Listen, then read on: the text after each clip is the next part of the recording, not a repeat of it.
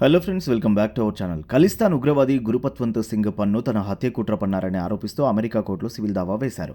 ఈ దావాను విచారణకు చేపట్టిన అమెరికా కోర్టు భారత ప్రభుత్వానికి సమన్లు జారీ చేసింది. సదరు New York district US district court భారత ప్రభుత్వం జాతీయ భద్రతా సలహాదారు Ajit Doval, research and analysis wing మాజీ చీఫ్ సమద్ గోయల్, రా ఏజెంట్ విక్రమ్ యాదవ్, భారతీయ వ్యాపారవేత్త నిఖిల్ గుప్తాలకు సమన్లు జారీ అయినట్టు అంతర్జాతీయ మీడియా కథనాలు రాశాయి.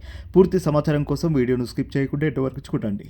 భారత ప్రభుత్వంతో పాటు సమన్లు జారీ అయిన వారంతా 21 రోజుల్లోగా సమాధానం ఇవ్వాలని ఆదేశించారు. అమెరికా కోర్టు సమన్లపై కేంద్రం ఇంకా స్పందించలేదు. దావా వేసిన పన్ను కోర్టు ఉత్తర్వులను ట్విట్టర్లో షేర్ చేశారు. గత నవంబర్లో గురుపత్వంత్ సింగ్ పన్నును హత్యకు పన్నిన కుట్రను అమెరికా ఛేదించినట్లు యూకేకు చెందిన ఫైనాన్షియల్ టైమ్స్ నివేదించింది.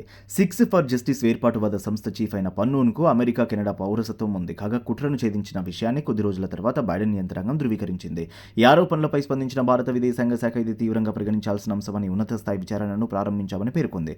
ఒక వ్యక్తికి భారతీయ అధికారులతో సంబంధం ఉందని ఆరోపిస్తూ యుఎస్ కోర్టులో దాఖలు చేసిన కేసుకు సంబంధించి ఇది ఆందోళన కలిగించే విషయం. ఇది ప్రభుత్వ విధానానికి కూడా విరుద్ధమని చెప్పామని విదేశాంగ శాఖ అధికార ప్రతినిధి అరిందం బాగ్చి అన్నారు. ఇదే అంశంపై విదేశాంగ మంత్రి ఎస్ జయశంకర్ ఈ ఏడాది మే నెలలో మాట్లాడుతూ అమెరికా ఆరోపణలపై భారత్ విచారణ కొనసాగిస్తోందని, కానీ ఇది ఇరు దేశాల మధ్య సంబంధాలకు ఏమాత్రం విఘాతం కలిగించబోదని వ్యాఖ్యానించారు.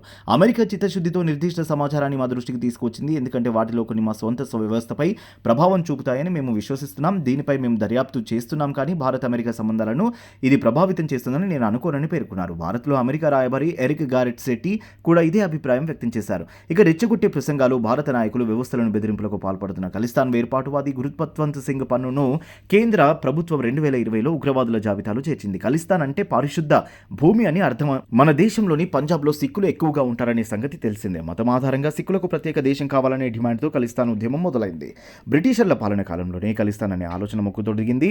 భారత్ పాకిస్తాన్లోని పంజాబ్ ప్రాంతంతో ఖలిస్తాన్ను ఏర్పాటు చేయాలనే డిమాండ్ దేశ విభజన సమయంలో తెర మీదకు వచ్చింది. పంజాబ్లో సిక్కు మతం 15వ శతాబ్దం చివరిలో వ్యాప్తిలోకి వచ్చింది. ప్రస్తుతం ప్రపంచవ్యాప్తంగా 25 మిలియన్ల మంది ఈ మతాన్ని అనుసరిస్తున్నారు. పంజాబ్లో జనాభా పరంగా సిక్కులే ఎక్కువ, కానీ మన దేశంలో సిక్కుల జనాభా 2% మాత్రమే. పంజాబ్ను ఖలిస్తాన్ పేరిట ప్రత్యేక దేశంగా ఏర్పాటు చేయాలనేది సిక్కు వేర్పాటువాదుల డిమాండ్.